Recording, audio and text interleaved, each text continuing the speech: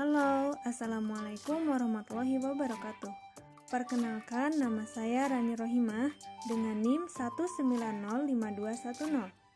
Di sini saya membuat media pembelajaran IPA di SD berupa pop-up books mengenai materi perpindahan kalor atau panas pada kelas 5 SD. Nah, langsung saja kita lihat bagaimana cara penggunaan dari media pembelajaran ini.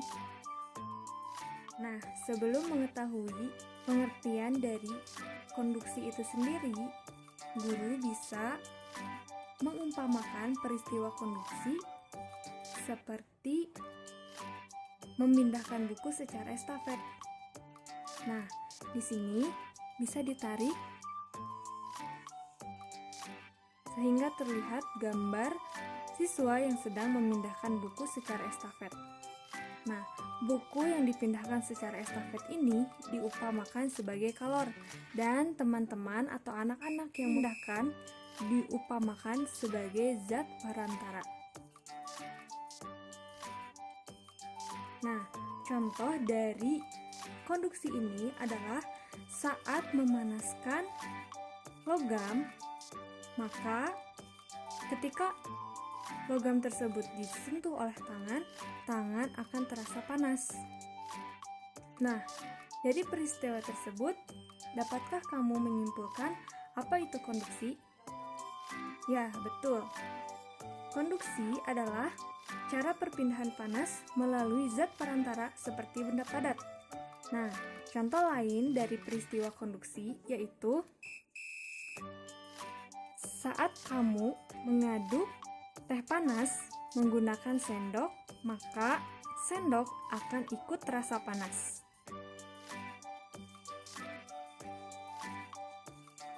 Contoh lainnya, saat setrika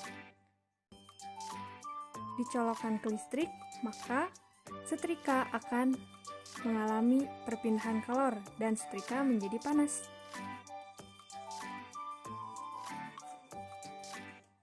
Nah, perpindahan panas yang selanjutnya yaitu mengenai konveksi.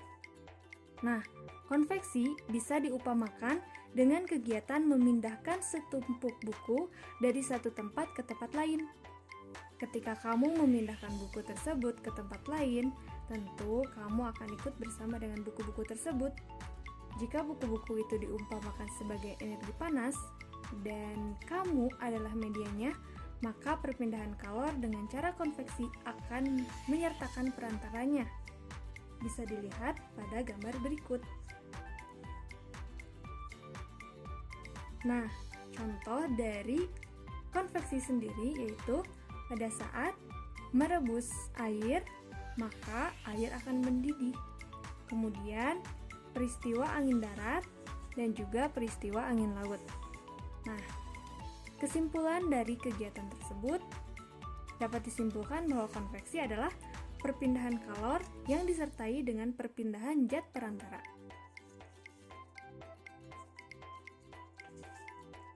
Nah, perpindahan kalor yang ketiga yaitu perpindahan secara radiasi. Pada siang hari, ketika kita menjemur baju itu akan kering dengan sendirinya. Hal ini disebabkan karena matahari mengeluarkan radiasi. Kalor dari panas matahari tidak dapat berpindah secara konduksi karena udara yang terdapat dalam atmosfer termasuk konduktor yang paling buruk. Kalor dari matahari pun tidak dapat menghantar secara konveksi karena antara matahari dan bumi terdapat ruang hampa yang tidak menghantarkan kalor. Nah, di sini ada penjelasan mengenai kalor dari matahari. Bisa ditarik seperti ini. Kemudian, radiasi juga terjadi pada saat kita menghangatkan tubuh dari api unggun. Dari contoh-contoh tersebut, dapatkah kamu menyimpulkan apa itu radiasi? Ya, radiasi adalah proses perpindahan kalor yang tidak memerlukan zat perantara.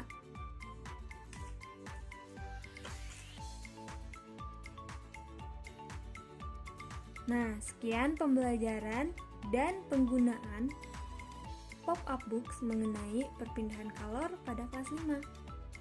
Sampai jumpa di pertemuan berikutnya. Wassalamualaikum warahmatullahi wabarakatuh.